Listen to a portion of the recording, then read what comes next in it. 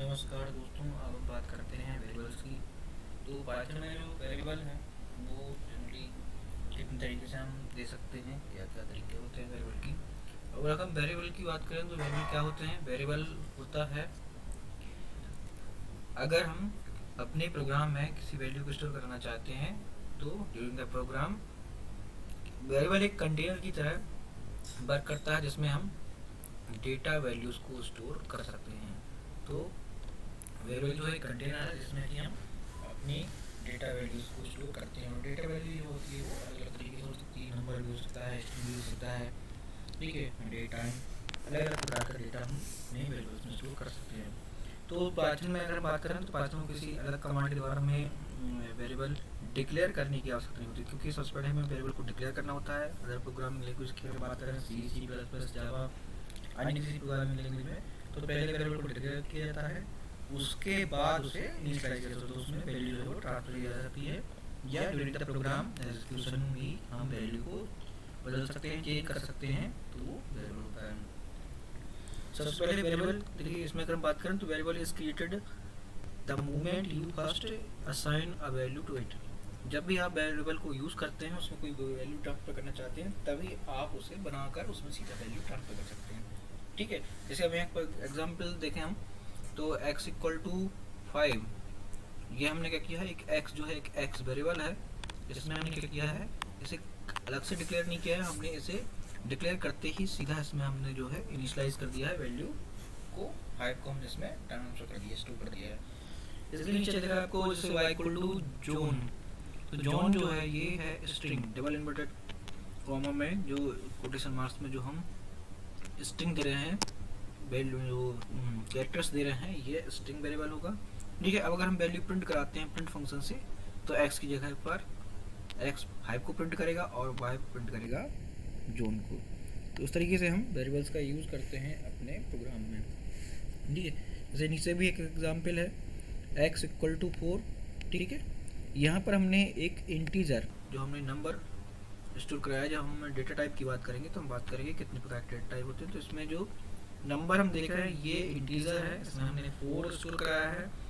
इसी के बाद हमने देखिए इसमें फिर वैल्यू को चेंज कर दिया। वेरिएबल मतलब जिसकी वैल्यू बदली जा सके ड्यूरिंग द प्रोग्राम, और प्रोग्राम के एग्जीक्यूशन के समय हम जिसकी वैल्यू बदल सकते हैं, जो वेरी है जो बदल सकता है वो वेरिएबल है।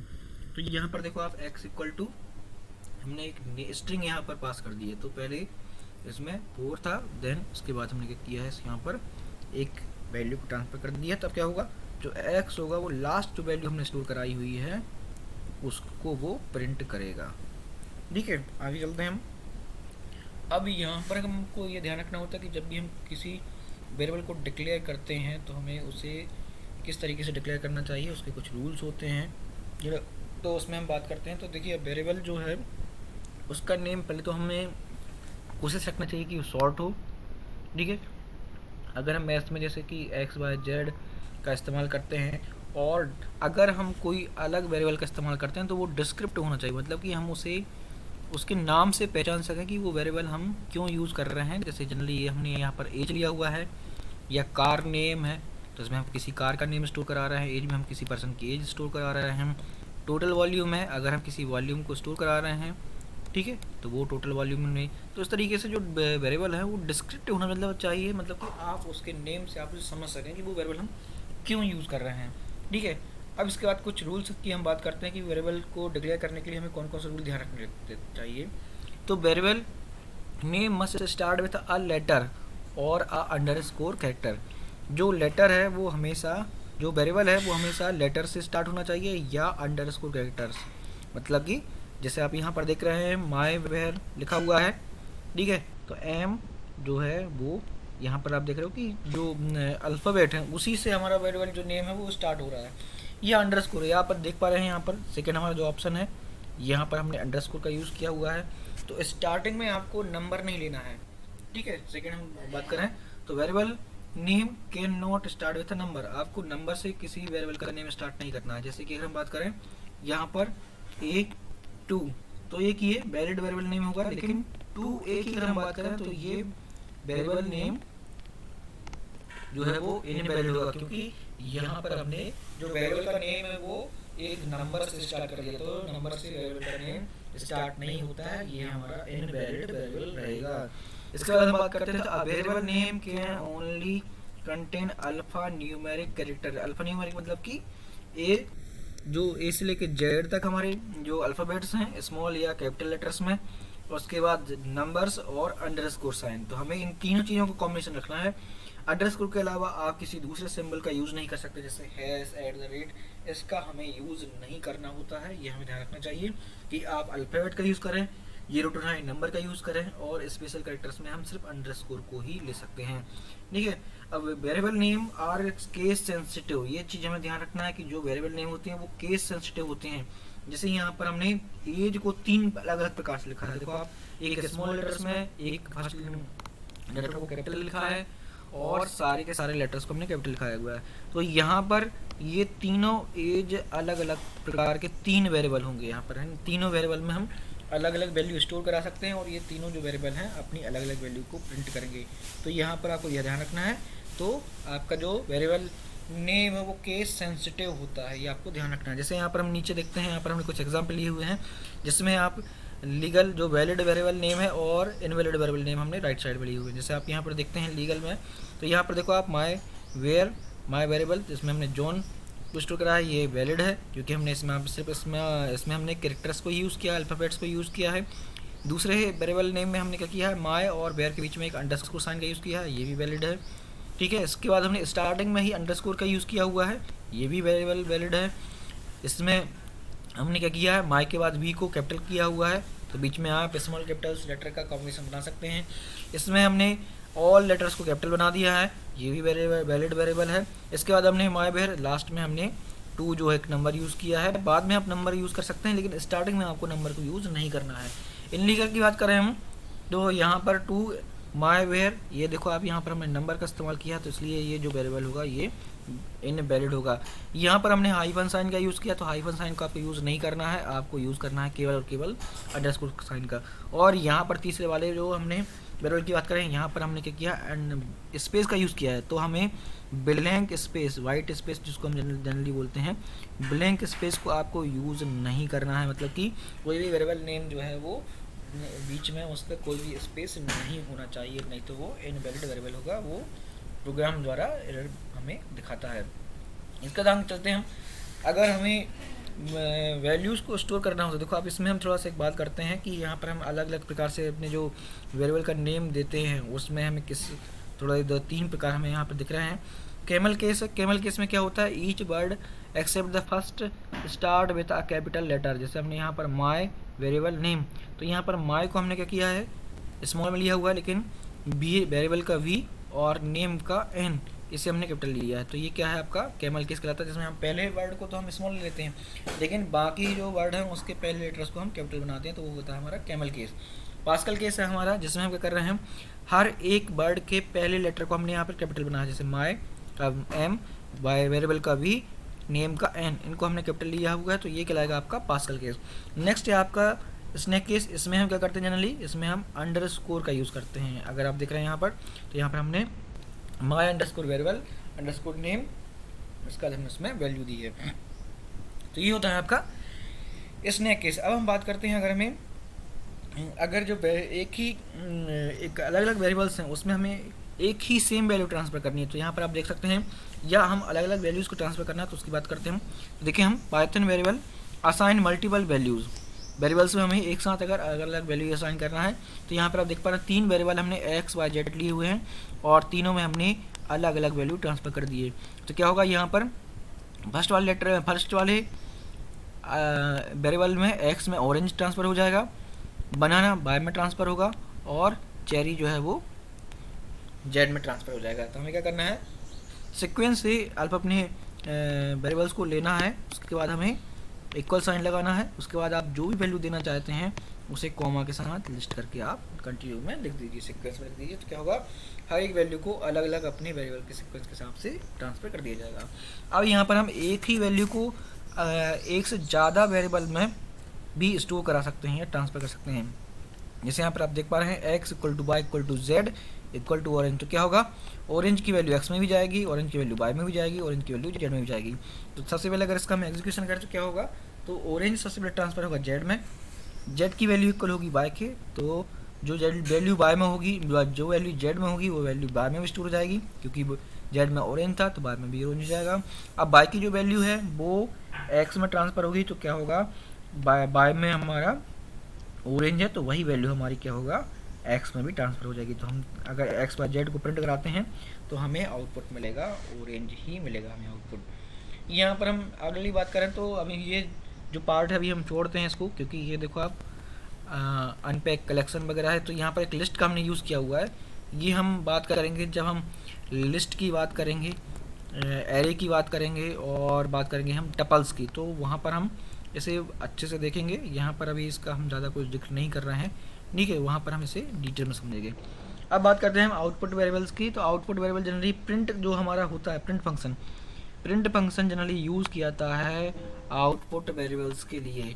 जैसे यहाँ पर हमने एक्स में एक स्ट्रिंग दी होगा पाइथन इज अवेसम, तो इसे हम प्रिंट कराएंगे तो क्या होगा, पाइथन इज अवेसम, ये सेम का सेम स्ट्रिंग को प्रिंट कर देगा।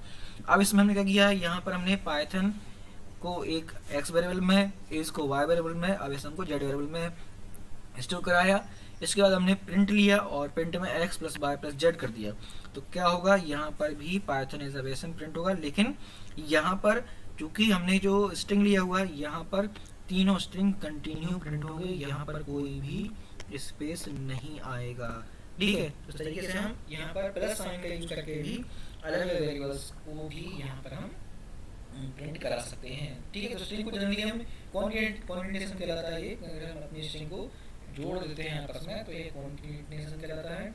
इसके लिए हम सिंपल प्रिंट के साथ हम प्लस साइन का यूज कर सकते हैं, प्लस ऑपरेटर का हम यूज कर सकते हैं।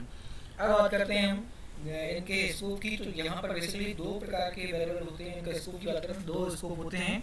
एक होता है आपका लोकल स्पेस और दूसरा होता है आपका ग्लोबल, ठीक है। तो लोकल वेरिएबल क्या होता है जनरली, जो कि आप किसी फंक्शन के अंदर डिक्लेयर करते हैं, उसे आप उसी फंक्शन के अंदर जो है वो आप इस्तेमाल कर सकते हैं। उसकी जो विजिबिलिटी एक्सेसिबिलिटी होती है वो क्या होती है, विद इन फंक्शन होती है। लेकिन ग्लोबल वेरिएबल क्या होता है, जिसे आप ड्यूरिंग द प्रोग्राम कहीं पर भी आप उसे एक्सेस कर सकते हैं, वो होता है आपका ग्लोबल वेरिएबल, ठीक है। तो यहाँ पर हम बात करते हैं तो ग्लोबल वेरिएबल के लिए देखो आप, यहाँ पर हमने क्या किया हुआ है, इसे हमें generally outside of the function, अगर आप कभी भी ग्लोबल वेरिएबल बनाना चाहते हैं तो उसे आपको फंक्शन के बाहर डिक्लेयर करना होता है। और अगर आप इसे किसी वेरिएबल को आप फंक्शन के अंदर डिक्लेयर करते हैं तो वो उस फंक्शन के अंदर ही वर्क कर सकता है, उस फंक्शन की जो भी उसकी फंक्शनलिटी रहेगी बेचना फंक्शन हम उसे यूज़ कर पाएंगे, तो वो होता है हमारा लोकल वेरिएबल। लेकिन जब हम किसी वेरिएबल को out of the function declare कर देते हैं तो वो एज अ ग्लोबल वेरिएबल की तरह वर्क करता है। इसके साथ हम एक ग्लोबल कीवर्ड का भी बात करेंगे, जिससे भी हम ग्लोबल वेरिएबल को जो है वो डिक्लेयर कर सकते हैं। जैसे यहाँ पर हम देख रहे हैं एक फंक्शन हमने यूज़ किया हुआ है, देखो आप एक्स इक्वल टू, अब इस हमने एक वेरिएबल बनाया है, ठीक है। इसके बाद हमने डेफ माई फंक्शन एक फंक्शन क्रिएट किया, देन हमने प्रिंट किया पाइथन इज एक्स। तो एक्स में किस वैल्यू को प्रिंट करेगा अभी ये, क्योंकि ग्लोबल वेरिएबल है, ये फंक्शन के बाहर हमने डिक्लेयर किया हुआ है, तो यह प्रिंट करेगा पाइथन इज अवेसम, क्योंकि एक्स की वैल्यू जो होगी वो होगी इस ग्लोबल वेरिएबल की वैल्यू जो होगा अवेसम, ठीक है। यहाँ पर हम देखते हैं एक और एग्जांपल लिया हुआ, देखो हमने एक्स इक्वल टू अवेसम, ठीक है। एक फंक्शन बनाया हमने my function x equal to fantastic, हमने प्रिंट किया। ये जो आपको दिख रहा है डिफाइन और प्रिंट, ये हमारा जो फंक्शन है उसकी दोनों स्टेटमेंट है, एक्स इक्वल टू फैंटास्टिक और प्रिंट पाइथन इज, ठीक है। एक्स की जो वैल्यू होगी वो क्या होगी, विथिन अ फंक्शन इस फैंटास्टिक को एक्सेस करेगी, और जब हम इस एक्स को बाहर प्रिंट करते हैं, फंक्शन के बाहर जाके हम प्रिंट करते हैं, तो यह क्या करेगा, इस एक्स की वैल्यू को जो ग्लोबल वेरिएबल है उससे ये रीड करेगा। मतलब कि यहाँ पर प्रिंट जो होगा, अगर हम इस फंक्शन के बाहर यूज करते हैं एक्स को, तो वह ग्लोबल वेरिएबल जो हमने बाहर डिक्लेयर किया हुआ है अवेसम, उसे प्रिंट करेगा। तो यहाँ पर क्या होगा, माय फंक्शन, जब हमने फंक्शन को कॉल किया हुआ है, देखो आप ये माय फंक्शन जो है, ये जो फंक्शन हमने बनाया हुआ है, इस फंक्शन में जो एक्स की वैल्यू होगी वो क्या होगी, इसके अंदर जो हमने एक्स को डिक्लेयर किया हुआ है फैंटास्टिक वो होगा, और जब हम आउटसाइड द फंक्शन यूज करेंगे एक्स को, तो ये क्या करेगा, इस आउटसाइड वाले वेरिएबल को अवेसम को प्रिंट करेगा। तो तरीके से हम फंक्शन में सेम नेम आप अपने फंक्शन में और फंक्शन के बाहर एक ही नाम से आप लोकल और ग्लोबल वेरिएबल बना सकते हैं। ठीक है, तो एक वेरिएबल जो होगा हमारा, जो विथिन फंक्शन हमने डिक्लेयर किया है, वो लोकल वेरिएबल होगा, वो उस फंक्शन के अंदर ही की वैल्यू को एक्सेस करेगा। और उसी नाम से अगर हम कोई बाहर एक वेरिएबल डिक्लेयर करते हैं तो वो ग्लोबल वेरिएबल होगा, उसकी वैल्यू उस लोकल वेरिएबल से अलग होगी। यहाँ पर हम ग्लोबल कीवर्ड का भी यूज़ कर सकते हैं, ये भी ध्यान रखना आपको कि आप ग्लोबल कीवर्ड का भी यूज़ कर सकते हैं। जैसे आप देख पा रहे हैं यहाँ पर, देखिए global keyword the variable belongs to the global scope, मतलब कि आप इसे प्रोग्राम में फिर कहीं पर भी यूज़ कर सकते हैं ग्लोबल वेरिएबल बनाने के बाद। यहाँ पर देखिए अभी हमने क्या कहा था हमसे कि अगर आप किसी फंक्शन के अंदर किसी वेरिएबल को डिक्लेयर करते हैं तो उसकी जो विजिबिलिटी एक्सेसिबिलिटी होती है वो बिना फंक्शन होती है। लेकिन हम अगर ग्लोबल कीवर्ड का यूज़ कर रहे हैं तो हम अगर किसी फंक्शन के अंदर भी किसी वेरिएबल को डिक्लेयर करते हैं तो भी हम उसे बिना प्रोग्राम कहीं पर भी एक्सेस कर सकते हैं। जैसे यहाँ पर हमने एक फंक्शन लिया हुआ, देखो आप माई फंक्शन, उसी प्रीवियस एग्जाम्पल को हमने लिया हुआ है। इसके अंदर हमने क्या किया है, एक्स को हमने यहाँ पर ग्लोबल बना दिया है। तो क्या होगा, जो एक्स होगा वो एक ग्लोबल वेरिएबल की तरह वर्क करेगा। हमने यहाँ पर एक्स इक्वल टू फैंटास्टिक दिया हुआ है माई फंक्शन, ठीक है। और उसके बाद हमने क्या किया, यहाँ पर एक्स की वैल्यू को प्रिंट करा दिया है। तो यहाँ पर क्या करेगा, एक्स जो है वो पाइथन इज एक्स की वैल्यू को प्रिंट करेगा फैंटास्टिक, ठीक है।